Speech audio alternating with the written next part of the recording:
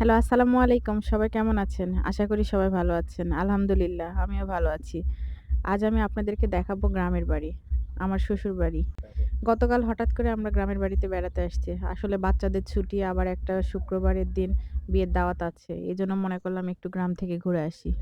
আসলে গ্রামে তো এরকম আসা হয় না আমাদের। চাকরির সুবাদে বা বাচ্চাদের পড়ার সুবাদে শহরে থাকা হয়। বাচ্চারা যেহেতু আবদার করে মাঝে মধ্যে যে দাদুর বাড়ি যাবে, এজন্য চলে আসলাম। আর বাড়িতে আসলে বাচ্চাদের যে লাফালাফি দৌড়াদৌড়ি তো শুরু থাকেই।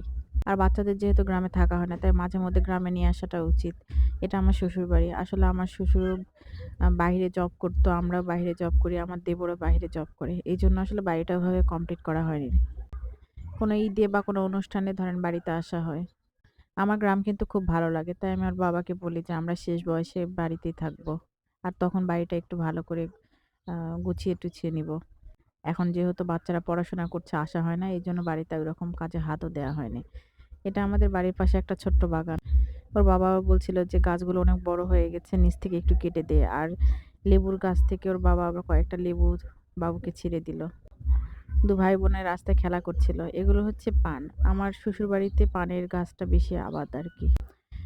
এখানে যেহেতু আম বা বাগান এগুলোই বেশি। আমি আসলে বিয়ের আগে পানের বট দেখছিলাম না। এখানে এসে আমার পানের বট দেখা। আর এই যে বাগান, এটা আরেকটা বাগান আমাদের বাড়ির পাশেই। আমার শ্বশুরবাড়ির এলাকাতে ঐরকম আ ধানের আবাদ হয় না। এখানে বেশিরভাগ পানেরই চাষ হয়। এই এলাকার সবচেয়ে বড় অর্থকরী ফসল পান।